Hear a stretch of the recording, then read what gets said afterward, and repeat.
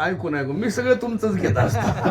आता तुमच्याकडून मग अशी चाल घेतली ना मग डोक्यात बसली फिट. मी परत 2-4 महिन्यात कुठतरी ती येणार. मला सेन्सरच असे महाराज. मला खरं तर मी 12वीच्या पुढे शिकलो असतो पण मला जजमेंट नाही झालं 96ला आणि आमची परिस्थिती नव्हती. 2001 2002 आणि त्या काळात नाही जजमेंट लागलं. पण मी म्हणलं मी 12वीच्या पुढे नाही जरी शिकलो तरी माझा गुरु मी चांगला करणार. मी गुरु BSc B.Ed केलं. गुरु असं होर्जेनच चांगलं केलं. 25 वर्ष पुढचं केलं. आता इंदुरीकर सारखं गुरु केल्यामुळे टेन्शनच मिटलं ना आपलं. मग मालच वाटत पाहिजे असं कोणालाही गुरु करण्यात काय मजा. आपला गुरु देशी पेतून शिष्य हातबटी आणि तो नाही. गुरु असं ओरिजिनल पाहिजे. एकलव्यानं काय केलं मातीचंच गुरु केलं. पण विद्या काही उलटे मेंदूचे शिष्य आहेत गुरुच मातीत घातलेत. काही ना काही शिष्यामुळे गुरुची माती झाली का नाही झाली. मग आपण काय करायचं मला नाही मारत. मी 12वीच्या पुढे शिकलो नाही झालं पण ते पुढची काळ बरं झालं.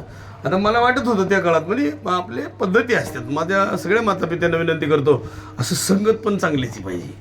नाही महिला मंडळ कामाला जर कधी निघले ना तुम्ही शेतात सुद्धा काम करायला पाहिजे अशी सोजवळ आणि चांगलीच पाहिजे. तणावर माती टाकणारा माल नसावा. असा खराब माल नसावा.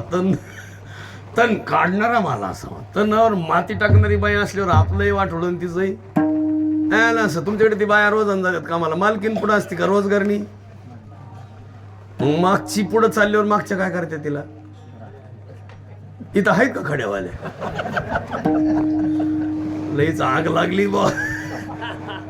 लईच कठीण. आणि ताई साहेब सांगा तुम्हाला खरं सांगू जी खडे हानती ना ती म्हातारपणाला नक्की वाकडी होती. अशी कर्माची गती मला केले कर्म झाले त्यांची भोग झाली. केले कर्म झाले त्यांची भोग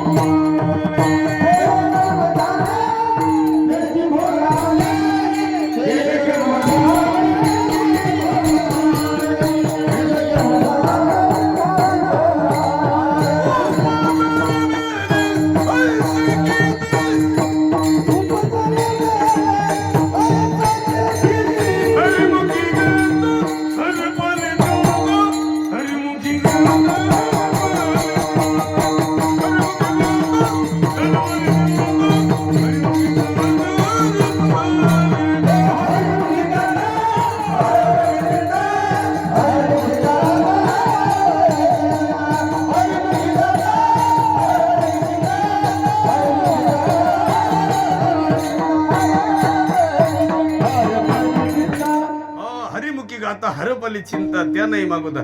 त्या बाबाला तेवढं उन्हातलं उठवा बरं. लईच बाबा बसले उन्हात जाऊन. एक जण उठवाच तर शांतच काय लई ऊन लागत आहे आता जास्त. विठाला विठाला